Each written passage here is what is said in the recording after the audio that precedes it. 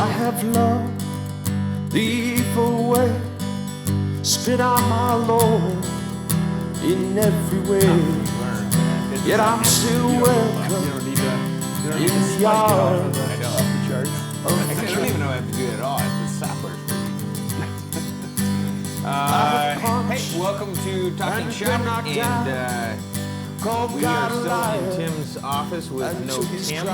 We don't have any idea where he is. And our stand-in Ernie is still standing in, doing a fine job holding in Ernie's spots. Getting to stand in 10 before long. I know. And Matt is here, of course, the old faithful Matt's. And I am Paul, and it's good to be here. Never been to Yellowstone, though. Today we have a text from the end of Luke's Gospel, Luke chapter 10. Not the end of Luke's Gospel, the end of chapter 10. And verses 38 through 42. And it is the story of Mary and Martha, Martha and Mary, however you want to label it. Familiar text is funny. I got to say off the bat, I had a member back when I was in Georgia. I preached on this text, and this was a guy who was a hard-working man. I mean, this guy, he was one of those, like, up early, worked hard,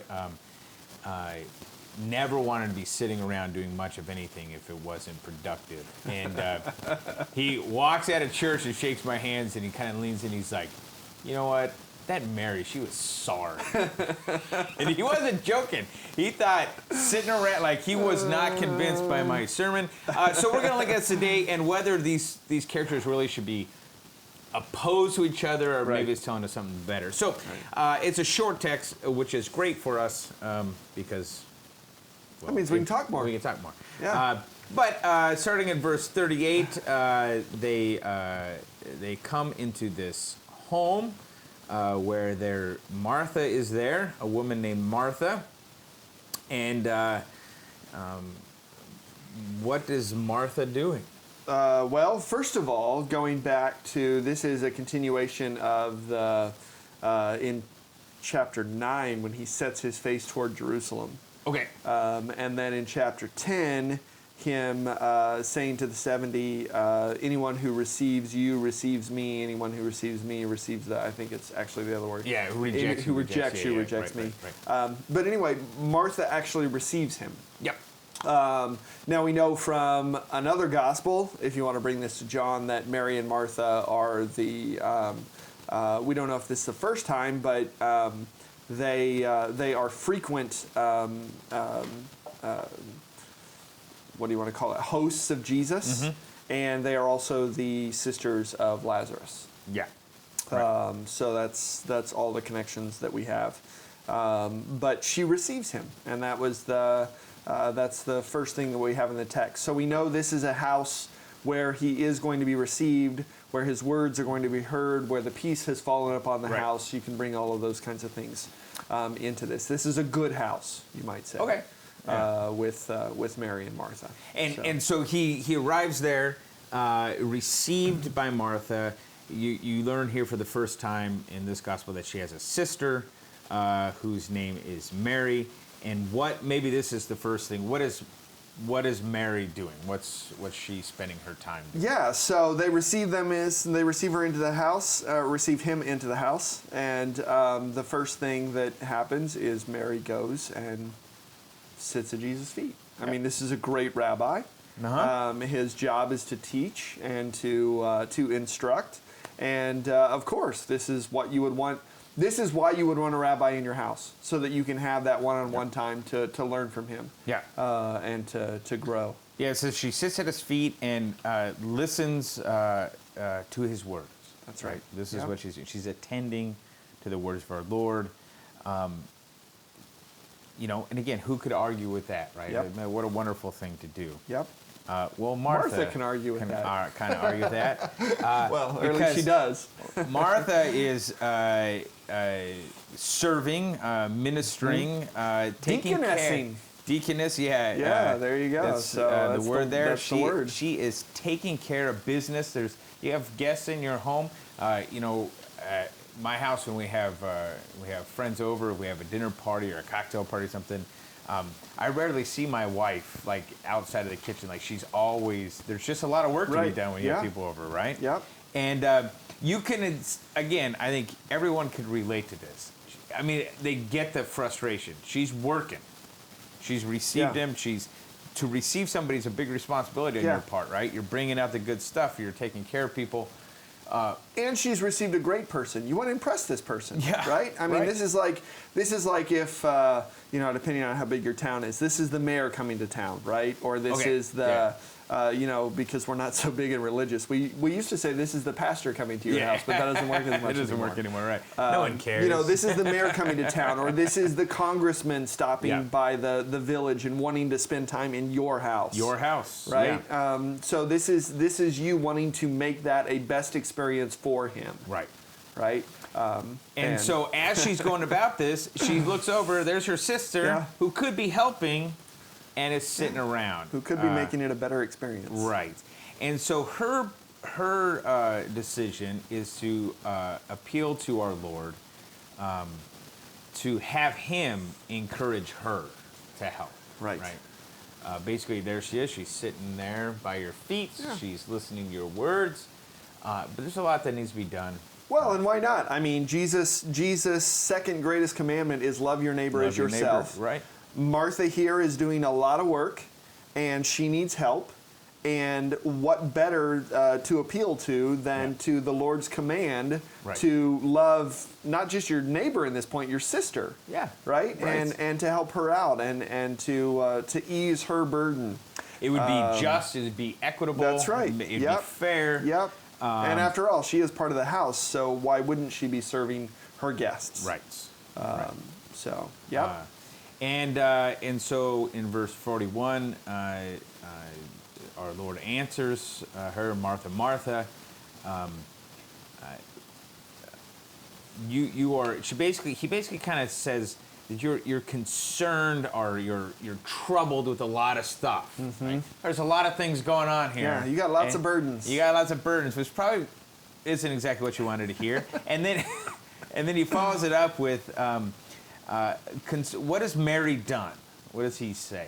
Like, what is she attending to? Yeah, How does well, it compare? I mean, I don't know if that's not the one thing she wanted to hear, right? It's a response from Jesus that he recognizes what's happening with Martha.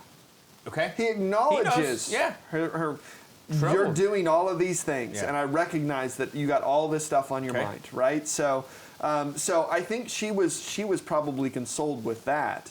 But then he goes on to say, but your sister here, Yeah. and this is a great phrase, has chosen the good portion, Yeah. right? Right.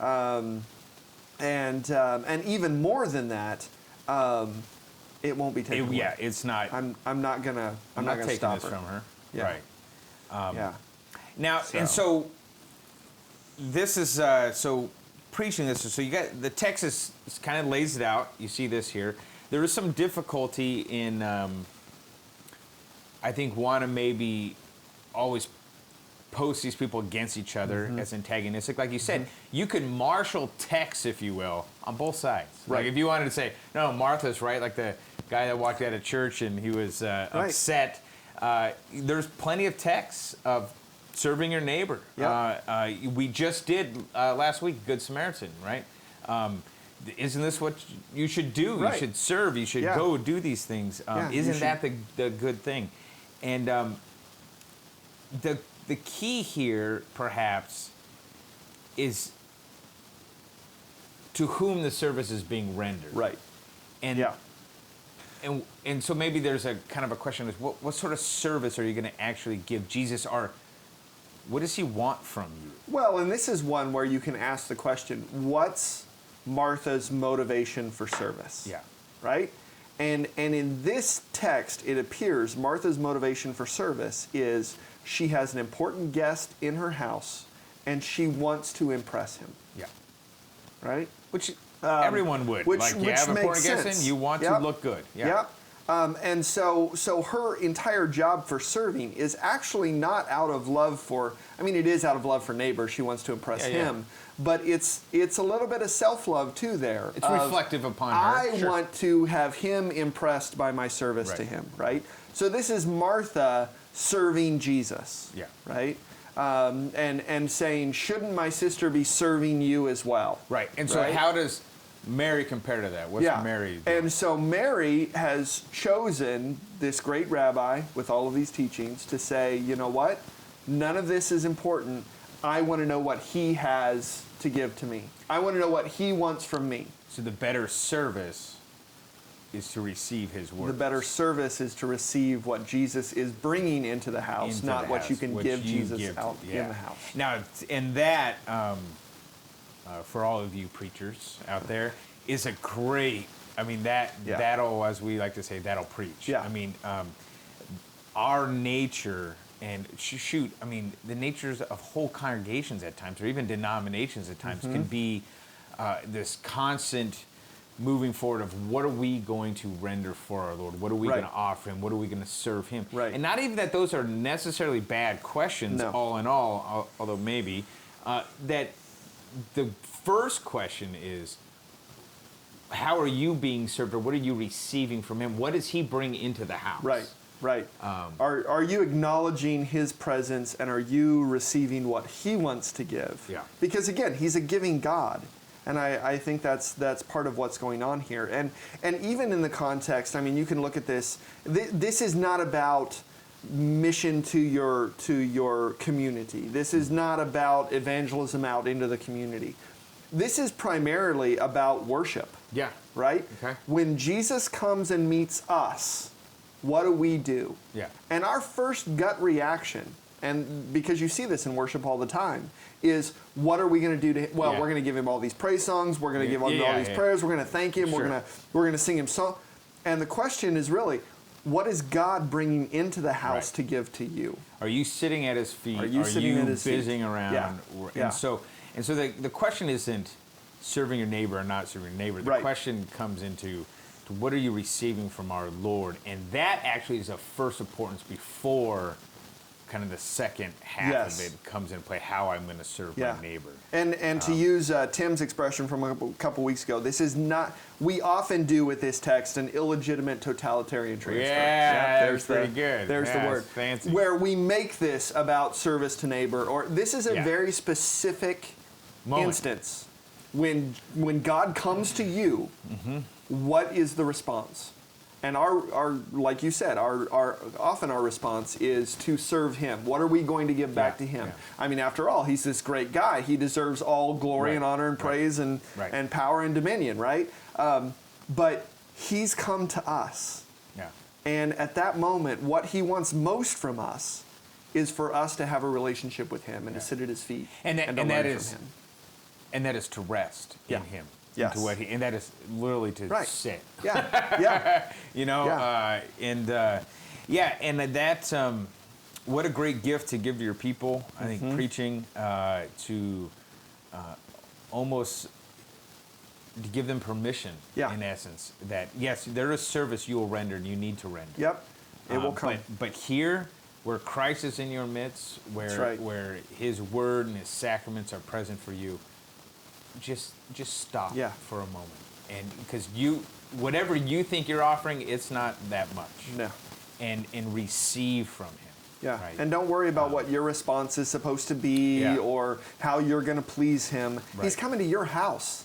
Right? Coming to your house. I mean, and again, we have welcomed Him. We invoke Him into the house and say, "Come." And at that moment, then our work needs to stop. Right. And we need to let Him do the work that He's come to do for us. Good. I think there's a lot of applications there. A lot of ways you can bring the gospel to people's kind of troubled hearts in that. Yep. So hope you guys appreciate that. Like the channel, hit the little bell, and tell your friends and colleagues about it, and drop us a line if there's anything you think we're missing. Look us up at craftypreaching.com, and God bless your preaching.